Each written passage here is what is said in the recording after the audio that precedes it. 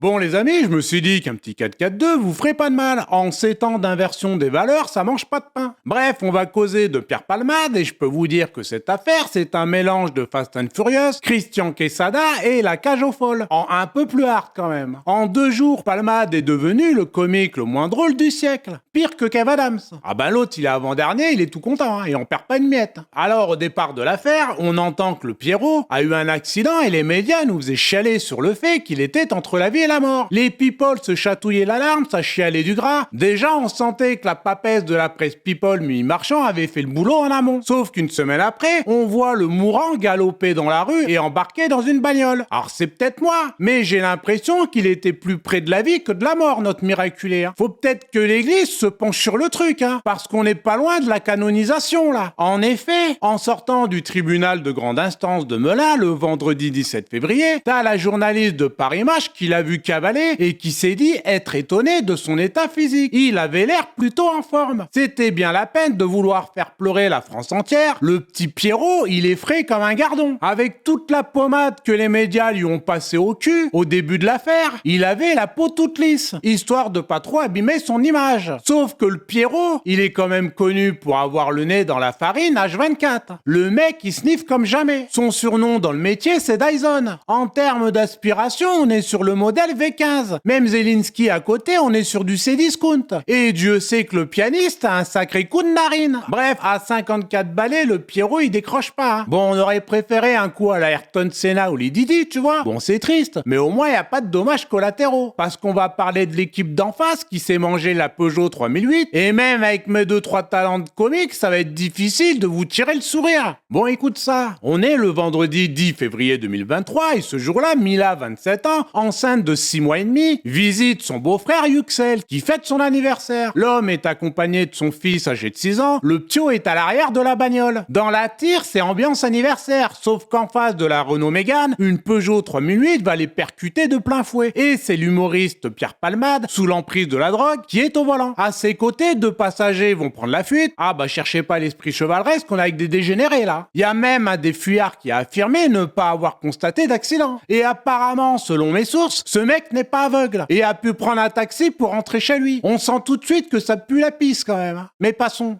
Alors que frérot, tu regardes la Renault Mégane, tu te demandes comment on peut sortir vivant d'un truc comme ça. Et Mila, le ptio et Yüksel sont restés prisonniers de la tôle écrasée. Le môme de 6 piges totalement défiguré, la mâchoire explosée. La jeune femme a le bassin pété. Yüksel, son beau-frère, il est cassé de partout, le larynx écrasé, les jambes broyées. Bref, il sera handicapé à 80%. Et comble de l'horreur, Mila, enceinte de 6 mois et demi, perdra son bébé. Et pour ajouter de l'horreur à l'horreur, selon la loi française, le bébé n'a pas d'existence juridique. Ouais, il est là mais n'existe pas. Il aura le droit d'être quelqu'un qu'à la naissance. Et s'il ne naît pas vivant et viable, l'enfant sera réputé n'avoir jamais existé, contrairement à un animal, qui selon le code civil est reconnu comme un être vivant doué de sensibilité. Tu vois, moi par exemple j'ai 2 chats que j'adore, et ben eux ils existent, mais pas le bébé de Mila. Un hamster a plus de droits que n'importe quel bébé dans le ventre de sa mère, car la loi considère que tant que le nouveau-né n'a pas montré sa face, respirer l'air pollué et lâcher un pet, il n'est rien. Voilou,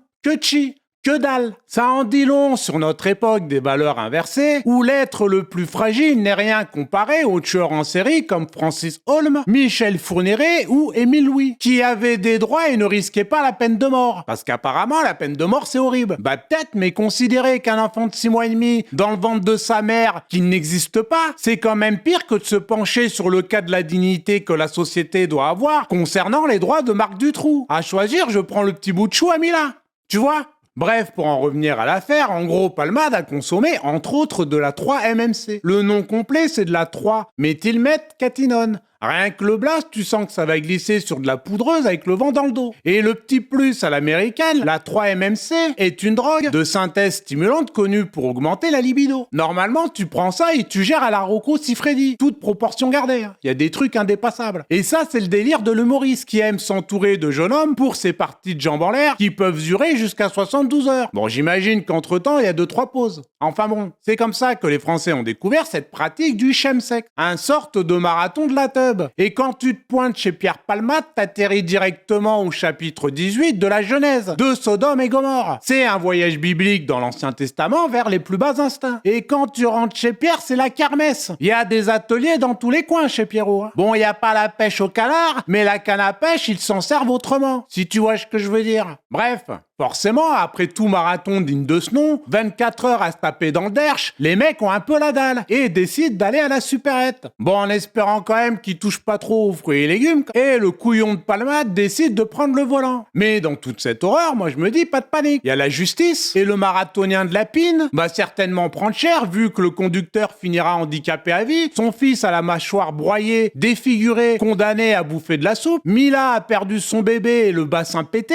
Je me dis, on n'est pas sur un vol de sandwich, œuf, jambon, fromage là. Donc normalement, l'autre il va jouer à prison de break quelque temps quand même. Et là, patatras. On annonce que Pierre Palmade n'ira pas en détention provisoire, mais aura un bracelet électronique assigné à résidence, en mode confinement. Le gars est en télétravail sur son canapé à sucer des Mr Freeze, alors qu'un gamin ne pourra plus manger et parler comme avant. Et les commentateurs de la télévision nous disent que c'est normal. Alors du coup, vous me connaissez, moi, les mecs à la téloge, j'ai tendance à pas les croire du premier coup. Je vais faire un tour sur Google et je me rends vite compte que c'est la procédure pour les mecs du showbiz peut-être, mais pour n'importe quel pecno de la France d'en bas, c'est une autre histoire. Hein. Il y a des centaines et des centaines d'histoires beaucoup moins graves que celle de Palmade, où les mecs terminent au Newf à gérer la savonnette comme ils peuvent. Je rappelle que l'humoriste est connu des services de police entre deux cures de désintox, que ce soit à cause de l'alcool ou la drogue. Il a été condamné en 95 pour usage de stupéfiants, en 2019 à 1500 € d'amende pour usage de détention de stupéfiants avec obligation